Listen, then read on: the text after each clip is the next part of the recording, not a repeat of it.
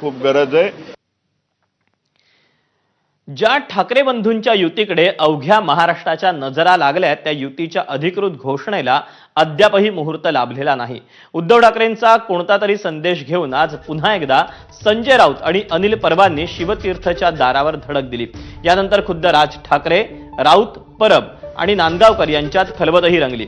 मात्र कोणताच ठोस खलिता जनतेच्या भेटीसाठी पाठवण्यात आलेला नाही। यानंतर पुन्हा मनसे आणि शिवसेना नेत्यांच्या बैठकीचं सत्र पार पडलं। मात्र अजूनही ठाकरे बंधूंच्या युतीसाठी 2 ते 3 दिवसांची वाट पाहावी लागेल अशी चिन्ह आहेत।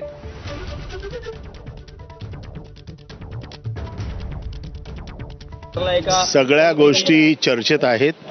चर्चेअंती ज्या वेळेला शेवटचा निर्णय होईल त्यावेळेला पत्रकार परिषद घेऊन आपल्याला कळवण्यात येईल। काँग्रेस बरोबर असेल का? मी याच्या बाबतीमध्ये आता कुठलंच काही आपल्याला सांगू इच्छित नाही।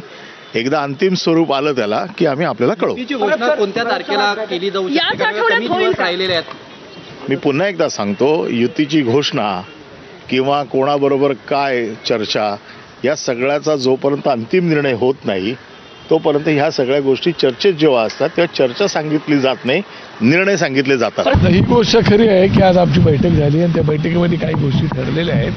त्याप्रमाणे पुन्हा आम्ही आता बसणार आहोत आणि मला वाटतं की तुम्हाला बातमी लवकरात लवकर आम्ही देऊ शकतो। काय अडचण आम्हाला वाटत नाही। त्यांना आमच्या शुभेच्छा आहेत, पण मुंबईमध्ये महानगरपालिकेमध्ये लोक विकसित मुंबईकरता मतदान करणार आहे।